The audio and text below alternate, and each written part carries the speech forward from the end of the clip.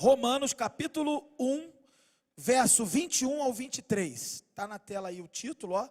O título que a gente pode dar a esse trecho, identificar do texto, é a idolatria e a depravação da humanidade. Mas vamos ler primeiro, e depois eu vou comentar para os irmãos entenderem, e alguns vão precisar fazer aquela revisão rápida, mas vamos fazer bem rápido, para a gente não demorar muito, que hoje tem vigília, e o primeiro bloco da vigília daqui a pouco é feito pela juventude. Então, contamos com vocês, fiquem acordados aí para a vigília, hein? Tá bom? Vamos lá então, Romanos 1, 21 até o 23. Porque, tendo conhecido a Deus, não o glorificaram como Deus, nem lhe renderam graças, mas os seus pensamentos tornaram-se fúteis e os seus corações insensatos se obscureceram. Dizendo-se sábios, tornaram-se loucos e trocaram a glória do Deus imortal por imagens feitas segundo a semelhança do homem mortal, bem como de pássaros, quadrúpedes e répteis. Vamos orar? Essa é a palavra do Senhor para nós nessa noite. Graças a Deus. Vamos orar. Senhor Deus, meu Pai, diante do Senhor estamos para dizer que nós não temos condições de compreender a Tua palavra, se não for pelo intermédio do Espírito Santo, pela iluminação que vem do Teu Espírito. Portanto, Senhor, agora nos ilumine para compreendermos a verdade eterna que está aqui diante de nós. Que a Tua palavra, conforme ela mesma diz acerca de si, que ela possa cumprir o objetivo, que é não voltar vazia, e ela não volta vazia, que seja então para a salvação daquele que crê, ou até mesmo para a condenação daquele que não crê. Senhor, afasta de nós toda vaidade, toda distração, tudo aquilo que tenta substituir a Tua glória, que tenta roubar o Teu protagonismo nesse momento, que as nossas mentes estejam cativas somente a Ti, e que possamos ter um encontro transformador, em nome de Jesus que nós oramos, amém. Nós estamos então dando sequência ao capítulo 1, dando continuidade a esse estudo, e nós já sabemos que Paulo, ele desejava estar com os romanos, ele tinha o objetivo de passar um tempo com os romanos, e nós já conversamos bastante sobre isso, e para depois, com a igreja de Roma, ele ir até a Espanha e pregar o evangelho. Então ele falou que o evangelho é o poder de Deus para a salvação de todo aquele que crê, e na semana passada, Paulo inicia dizendo que a humanidade toda está perdida, e que os seres humanos que têm noção clara de Deus na natureza e no seu interior, tem essa revelação que a gente conhece como revelação geral. O ser humano então, ele vê Deus e não quer Deus, rejeita Deus, ele não reconhece a Deus, ele tem isso dentro de si e ao redor de si, e ele não identifica. E essa revelação nós vimos que é uma revelação não para salvação, mas para tornar todo ser humano indesculpável, sem desculpa. Então a gente já sabe que o índiozinho da floresta, aquele esquimó no lugar mais afastado do mundo, ele não tem desculpa, porque ele sabe que existe um Deus.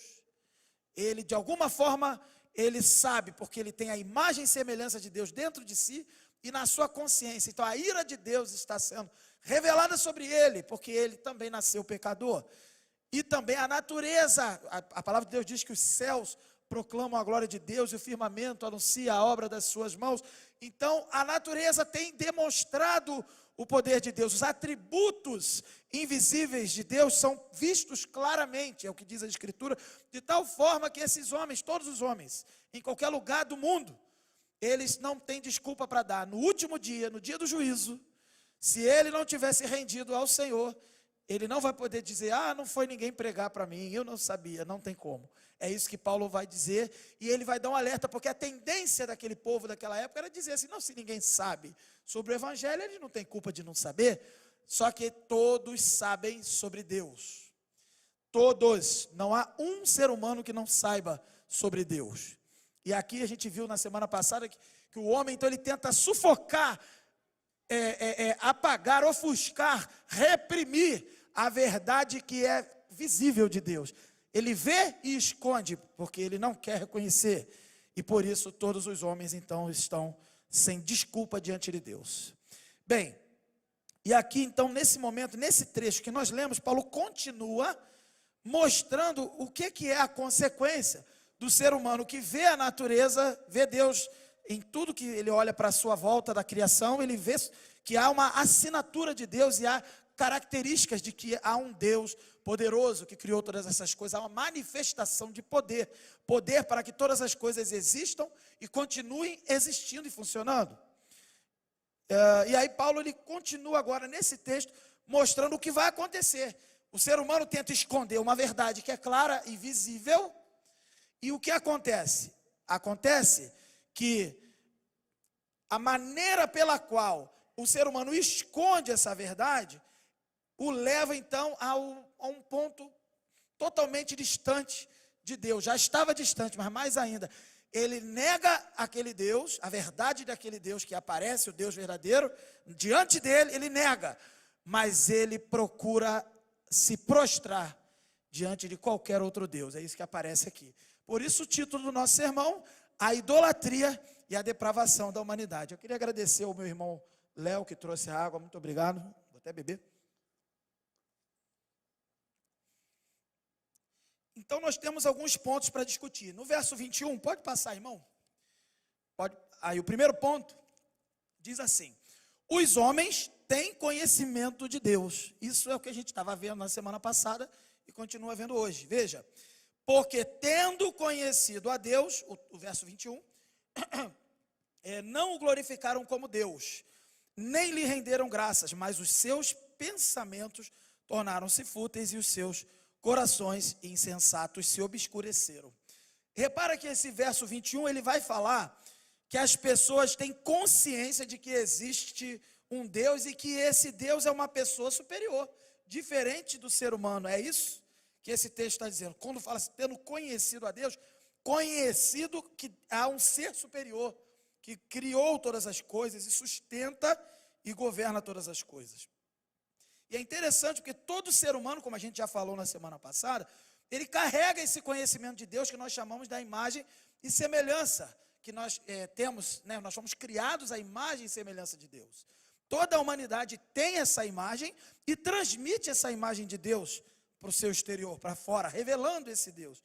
Até o ser humano mais decaído, mais afastado e caído no pecado, mesmo ele tem uma imagem corrompida, mas é uma imagem de Deus e revela um pouco, mesmo distorcido, desse Deus.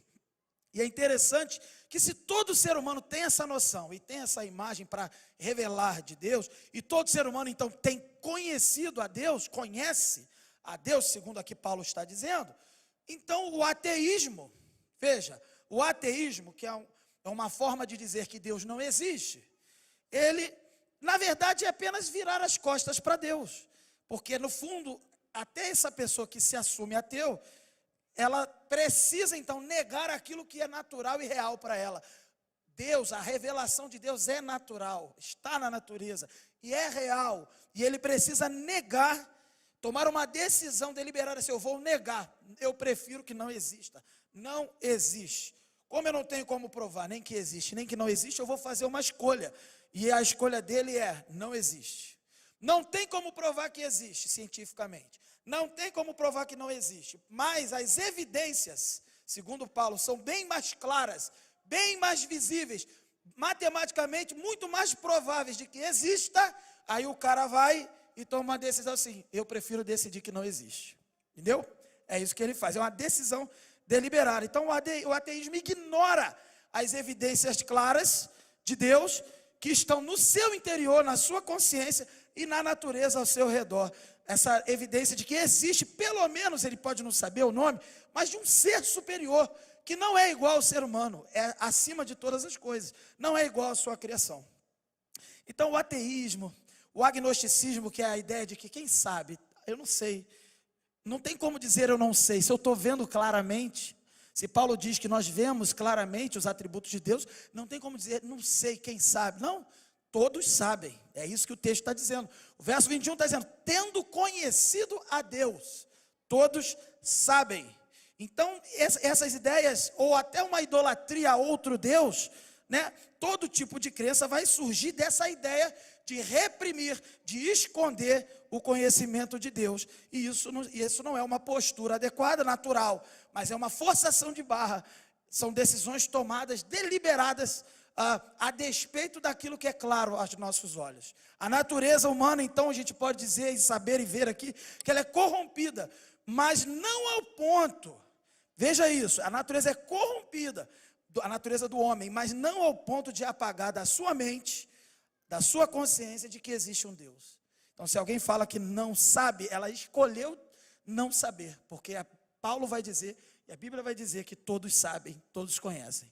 Segundo ponto, os homens rejeitam o conhecimento de Deus. Então, todos conhecem. E conhecem para quê? Para rejeitar. Então, eles rejeitam. O verso 21 continua dizendo assim: porque tendo conhecido a Deus, não o glorificaram como Deus, nem lhe renderam graças. O que essas pessoas fazem com o conhecimento de Deus? Isso que está no texto. Não o glorificaram, não o glorificam, não rendem graças a Deus. Aqui nós vemos duas atitudes que os não crentes, que os pagãos costumam ter, né? Deveriam ter, melhor dizendo, eles deveriam ter diante de Deus, mas deliberadamente se recusaram. Qualquer pessoa lá fora deveria ter esta atitude, essas duas atitudes aqui, mas elas deliberadamente assumem dizer que não vão fazer isso. Assumem uma posição de recusar a glorificar a Deus e a dar graças a Deus. É isso que nós vemos. Então a gente tem que compreender qual é a nossa natureza. Nós nascemos, né, com esta disposição de ver tudo sobre Deus ao nosso redor, identificar isso e deliberadamente dizer, esconder essa verdade e dizer assim: não vou glorificar, não vou dar graças. Eu prefiro dizer que não existe, ou que, quem sabe, talvez, talvez do tipo, ele lá e eu aqui, estou nem aí. É assim que o ser humano vive, na sua disposição natural. E existe claramente, então, um poder que a gente vê por trás da criação. E mesmo sem a gente conhecer o nome, o ser humano, talvez não saiba o nome, mas ele poderia se curvar, se render. É o que eu digo para muitos adolescentes, quando eu dou aula na EBD, ou em outros momentos, quando a gente conversa sobre a natureza, sobre a criação. Meu querido, quando você olha para o mar, para uma montanha, para umas manifestações da natureza, a primeira coisa que você deve e eu devemos fazer, e o nosso interior clama por isso, a primeira coisa que o nosso interior deseja fazer é se prostrar. Mas aí você, com o seu pecado, a gente com a nossa natureza pecaminosa vai falar, não, que nada a ver, não é bem assim. Mas lá no nosso íntimo, lá no nosso instinto primitivo, a gente tem impresso em nós a imagem de Deus, que quer se curvar à revelação desse Deus. Mas a natureza decaída também fala e diz, não, talvez não exista, não é nada sobre Deus. Então, esse é o segundo ponto, os homens rejeitam o conhecimento, não glorificam e não rendem graças a Deus. Terceiro ponto, agora nós vamos ter uma sequência de etapas, eu vou apresentar 4 etapas aí de rejeição. E a 5ª etapa será apresentada pelo pastor Lucas na semana que vem, da rejeição. Mas vamos às 4 etapas. Primeira etapa, rejeição 1, a futilidade do raciocínio. A primeira rejeição é isso aqui, o verso 21 continua assim: os seus pensamentos tornaram-se fúteis. O que significa isso? A primeira fase então dessa rejeição que a gente está falando aqui, ela acontece quando alguém passa a raciocinar sem levar Deus em consideração. Ele raciocina tirando Deus da existência da história. Ele pensa sobre a vida, reflete, pensa, raciocina, decide as coisas dele, como que se não existisse Deus. Ele escolhe apagar Deus da existência, pelo menos daquilo que ele raciocina.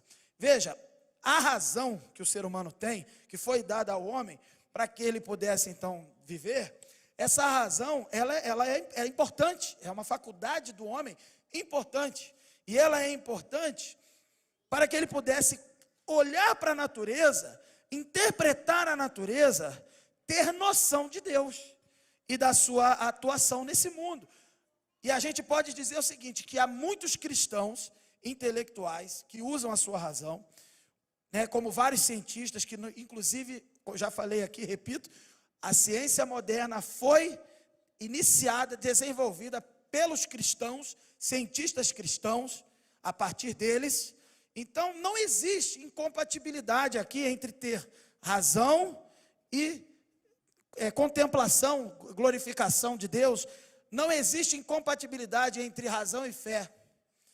Você pode ser religioso e ter fé, e não é por isso que você é uma pessoa irracional. E uma pessoa que então opta por não exercer a fé, não é porque ela não exerce a fé que ela é mais inteligente. Talvez, e a gente vê claramente aqui que os seus pensamentos, segundo o próprio texto que a gente está lendo, tornam-se fúteis. Ela não é a mais inteligente, ela faz a escolha mais desinteligente, para não dizer outra coisa. Então, fora do conhecimento de Deus, queridos, não há como encontrar resposta, por exemplo, para as grandes questões da humanidade, o sentido da vida. Por que acontece desse jeito? Por que quem vive, vive, quem morre, morre? Por que as coisas são assim? Por que existe alguma coisa? Por que não existe outra coisa? Perguntas filosóficas do ser humano até, sobre o sentido da vida, ninguém consegue responder. Nenhuma ciência consegue responder, porque essas perguntas não podem ser respondidas apenas suficientemente com o exercício do raciocínio. É preciso transcender a lógica humana e o raciocínio humano, que é restrito. É uma ferramenta para contemplar aquilo que Deus criou e apontar para Ele. Mas quando você prioriza o raciocínio em detrimento das outras faculdades que o próprio ser humano tem, que é a capacidade de se relacionar pela fé, de forma espiritual com Deus, por exemplo, então, neste sentido, o ser humano vai a lugares que totalmente o afastam de Deus e vai a caminhos fúteis, decisões fúteis, raciocínios fúteis. Então, quando Paulo, ele afirma que esses homens tornaram-se fúteis, Paulo está dizendo, ele está querendo dizer que o ser humano, quando ele então nega a realidade de Deus, ele se torna inútil, chega a uma conclusão inútil, infrutífera, o seu raciocínio não leva a lugar nenhum. E de acordo com o que Paulo fala aqui, o raciocínio humano, ele que resolve, decide colocar Deus para trás, não consegue dar resposta para nada, para as coisas que eu já comentei aqui. E isso não significa contrariar o raciocínio, a razão, ou contrariar as capacidades de desenvolvimento do ser humano, não. Mas a ideia que Paulo está colocando aqui é contra, não a razão, ele não é contra a razão, mas ele é contra o racionalismo, ou seja, a ideia de defender a razão como resposta para todas as coisas. Vocês estão compreendendo o que eu estou falando? Você usar a razão que você tem, que Deus te deu, isso é uma ferramenta, uma faculdade, uma capacidade que você tem.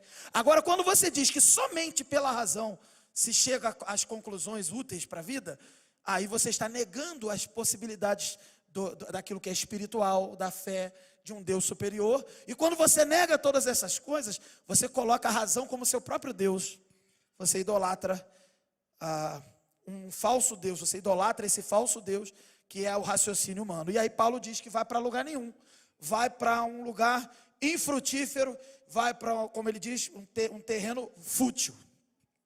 E há alguns séculos, a gente sabe, a gente já estudou na história, na escola, em algum lugar você já estudou isso, que alguns séculos atrás surgiu na Europa o que chamamos hoje de iluminismo, o movimento que se levantou contra a religião e o controle, a presença da igreja, de cristãos, né, dentro das universidades e na área científica, vamos dizer assim. E por causa desse movimento, o homem queria, a ideia dele, ele queria então ser o seu próprio rei, se libertar das orientações que eles chamavam de amarras, da religião e da fé, e só usar a razão para poder chegar a conclusões.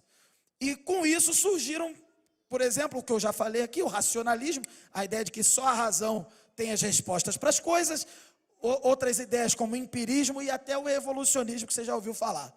Homens conhecidos como Hegel e Marx e muitos outros, Darwin, formularam várias teorias, oriundos dessa ideia iluminista. E várias teorias em que vale tudo desde que não exista Deus, né?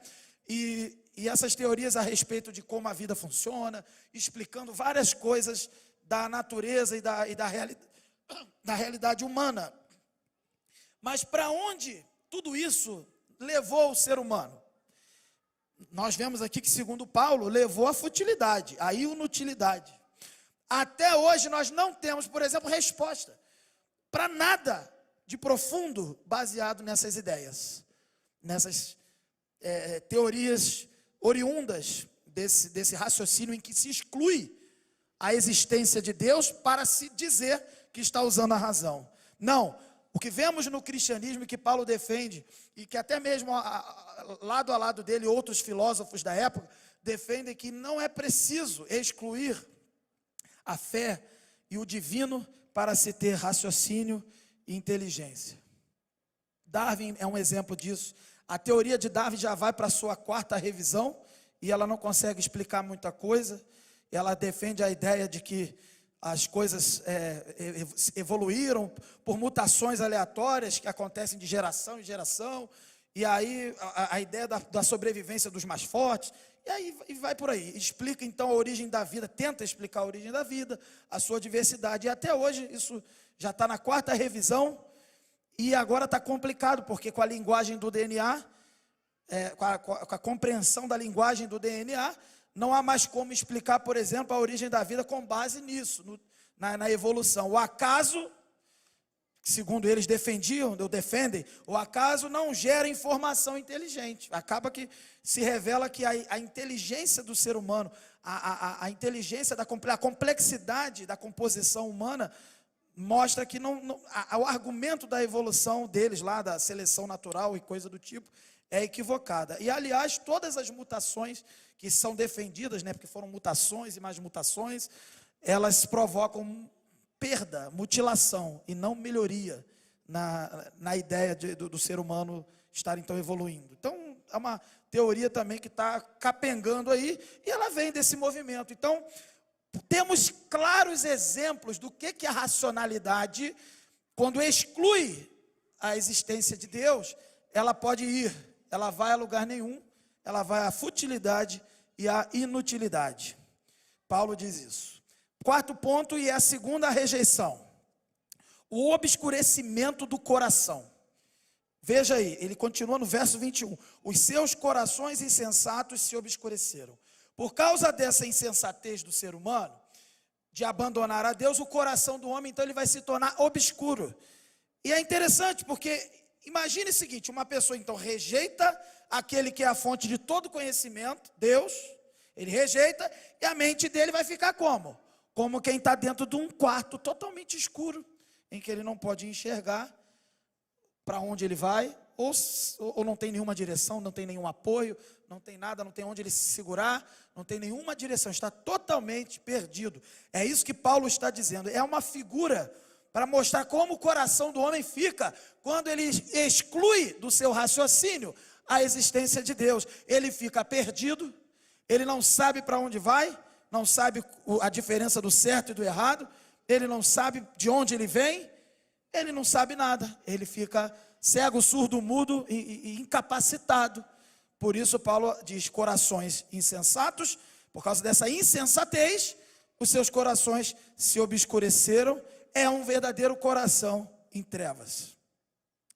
5º ponto, e terceira rejeição: a loucura da autossuficiência. Veja aí no verso 22. Dizendo-se sábios, tornaram-se loucos. Pior coisa que a gente vê aqui nessa etapa de rejeição, essa terceira etapa, é que os homens perderam o senso, a capacidade de se avaliar, de se autoavaliar.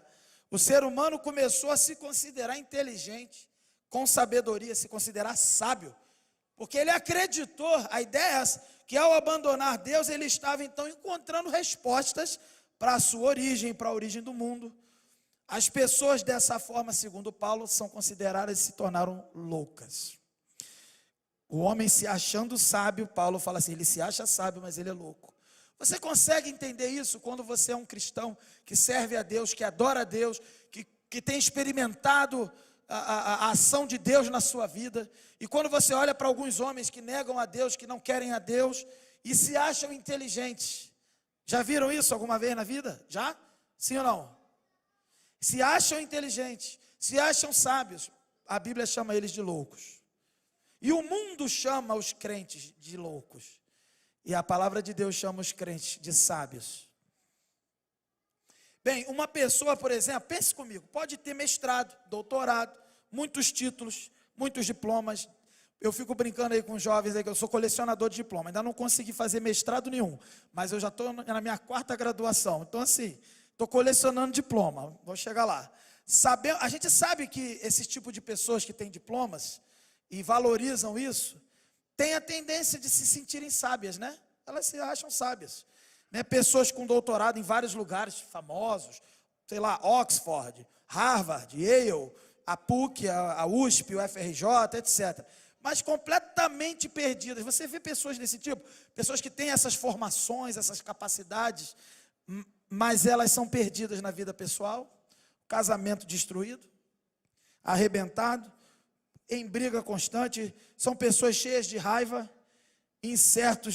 incertezas na vida, não sabem o que vão fazer da vida, só sabe aquela ideia de praticar aquela ciência da qual ela se formou, mas a sua vida mesmo está um caos, e com uma porção de diploma na parede, elas se dizem sábias. São pessoas que abandonaram a verdadeira sabedoria.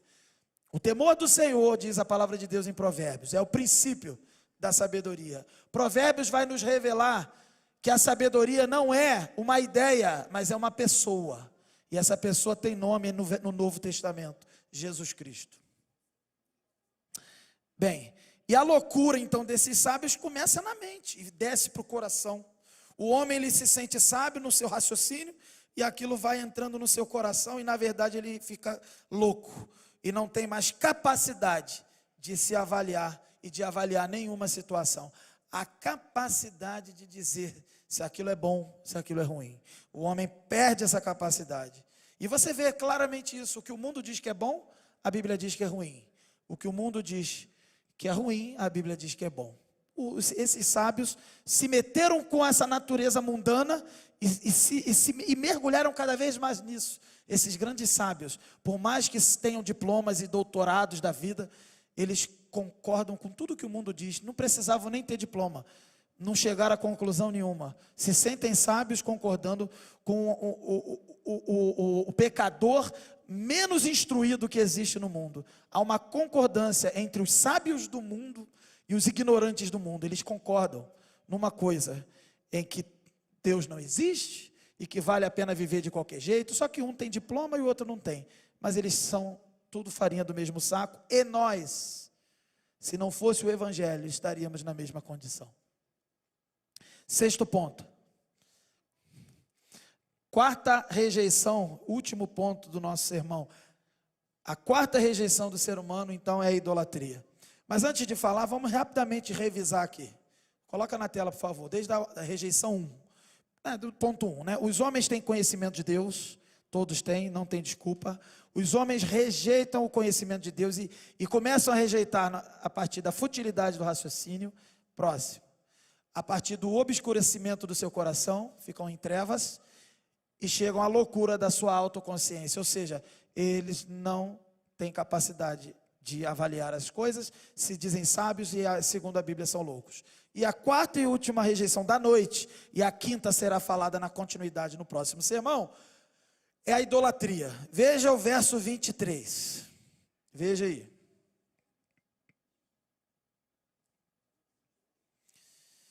E trocaram a glória do Deus imortal por imagens feitas segundo a semelhança do homem mortal, bem como de pássaros, quadrúpedes e répteis.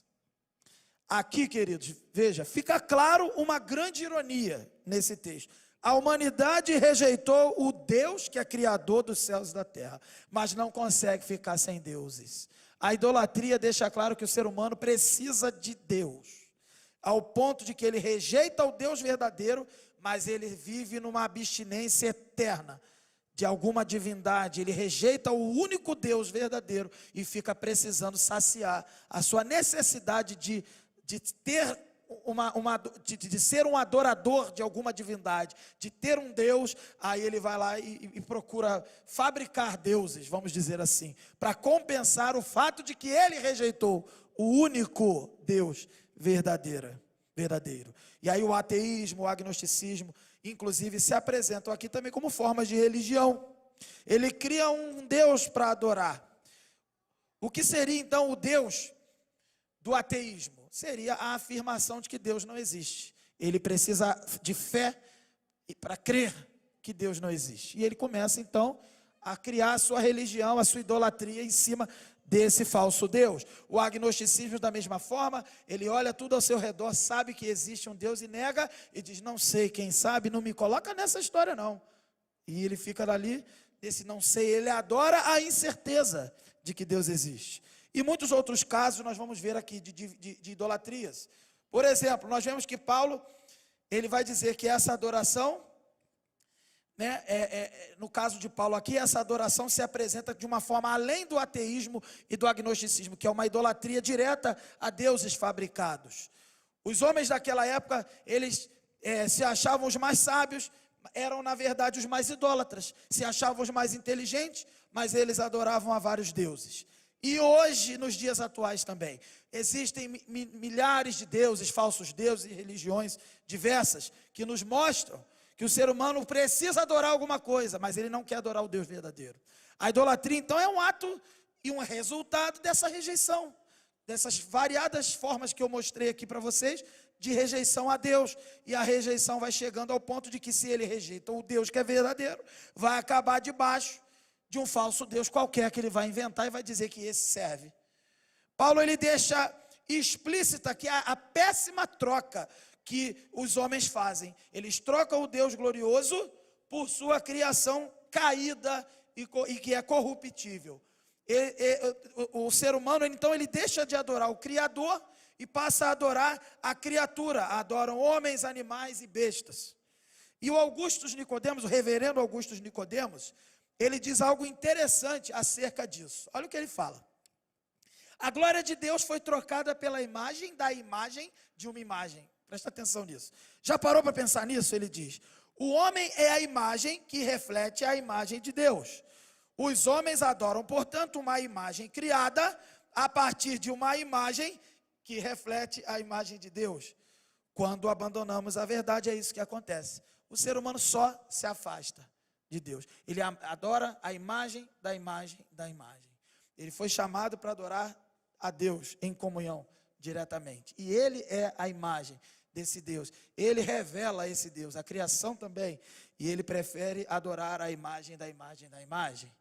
Ele fabrica ídolos de pedra, de barro, do que for, para adorar essa imagem que representa a imagem da imagem, etc. Entende? Como o ser humano é louco, difícil de entender, é isso que o ser humano faz com a sua idolatria. Gálatas 5:19 em diante, vai falar sobre as obras da carne e depois fala dos frutos do Espírito. E uma das obras da carne é a feitiçaria, a idolatria, a adoração a falsos deuses. Todo mundo diz que, pensa, né, que a adorar a falsos deuses é uma coisa do diabo. Não, não, não. É uma coisa do ser humano. Ele rejeita Deus e procura fazer qualquer outro Deus e se rende a esse Deus. É isso que a gente vê na Bíblia. E o diabo, é claro, se aproveita disso. Se aproveita e faz bagunça, se iranda com a vida do ser humano.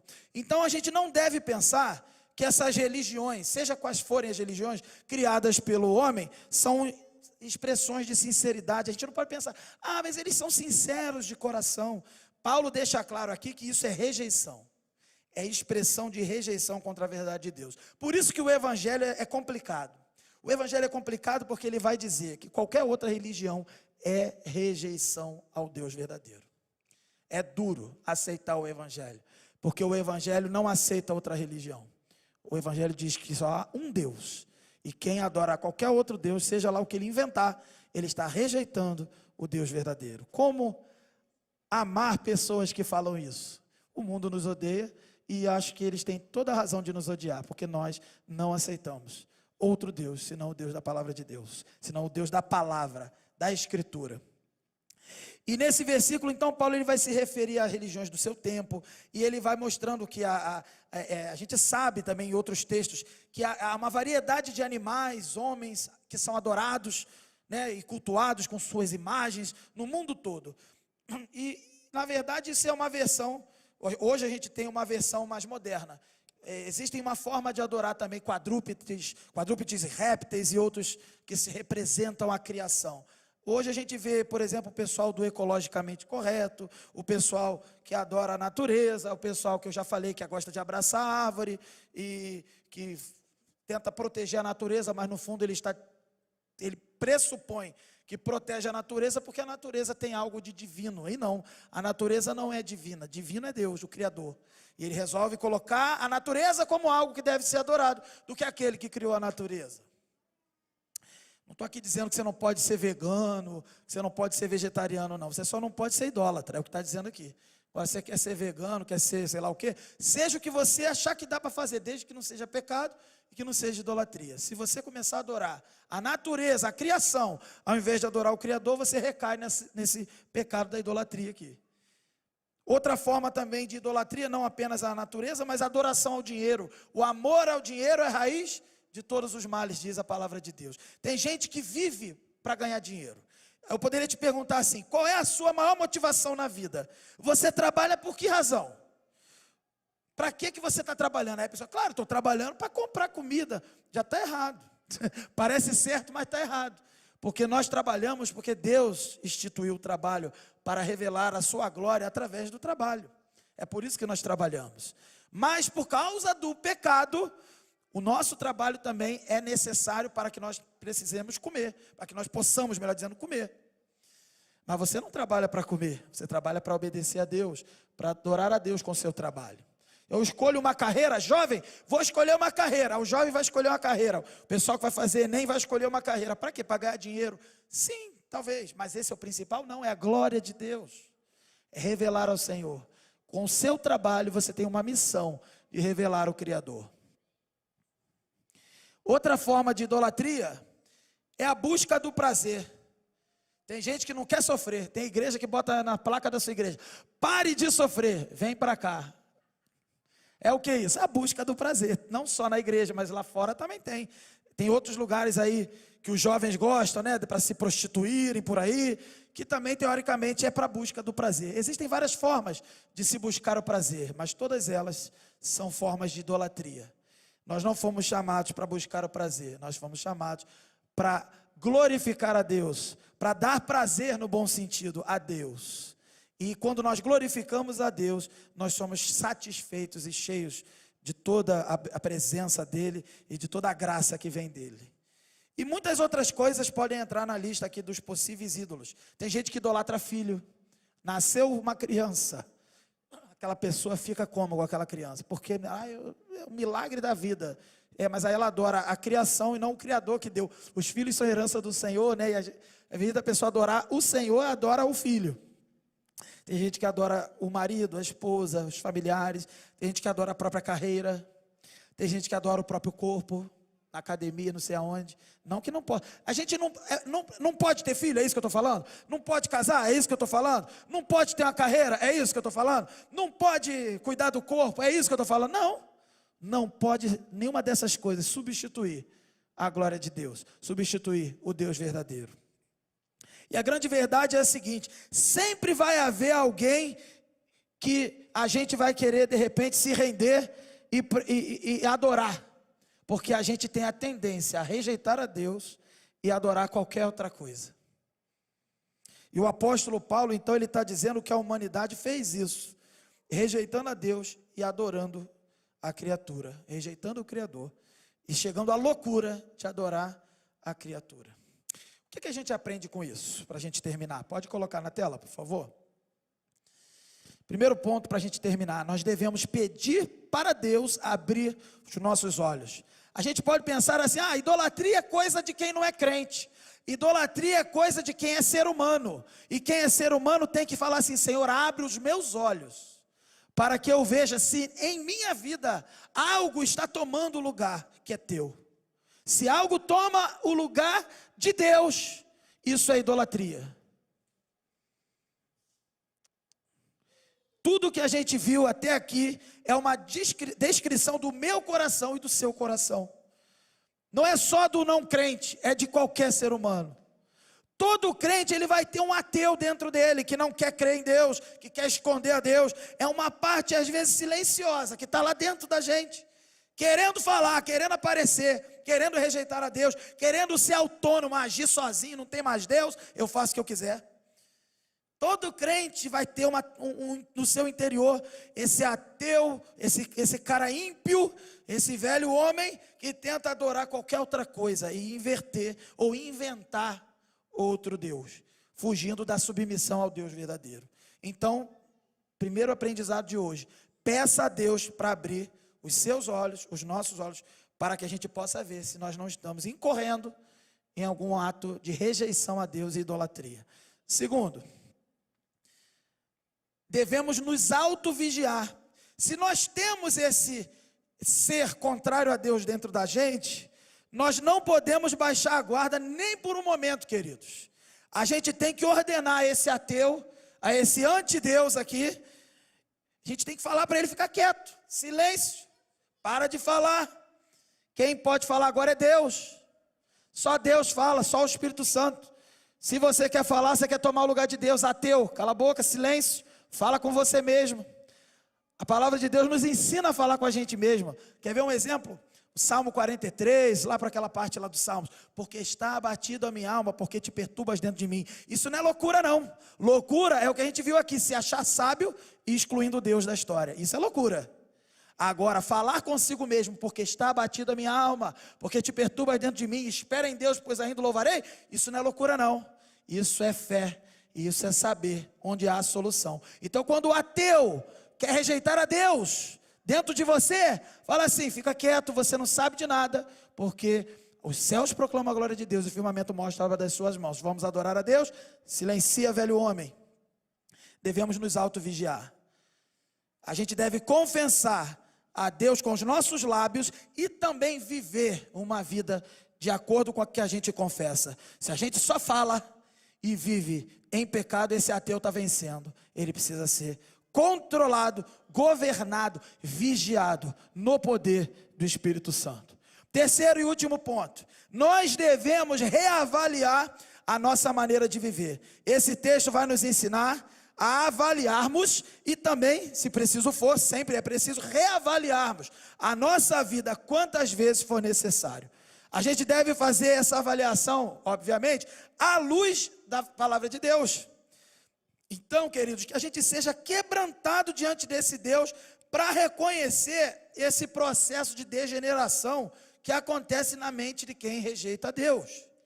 Que a gente possa dizer a Deus no nosso espírito assim, Deus, eu preciso de uma mudança de paradigma. Isso é uma avaliação.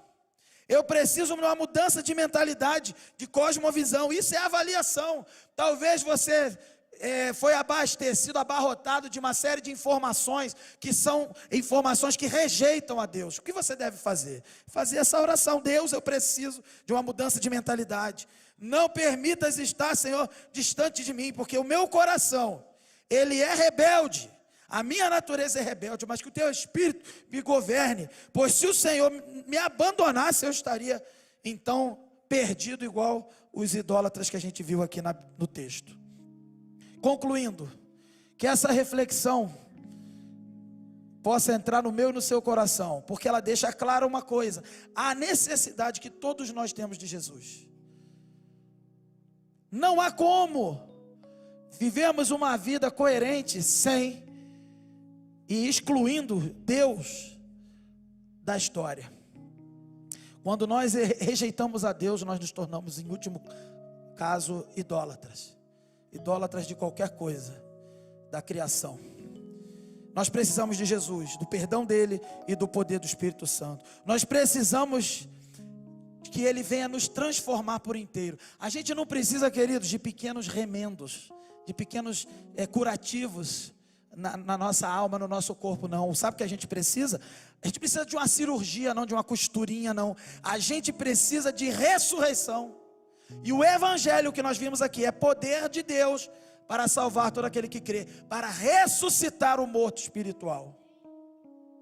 Querido, não há outro poder capaz de realizar transformação, de ressurreição, de renovação, como o evangelho de Jesus.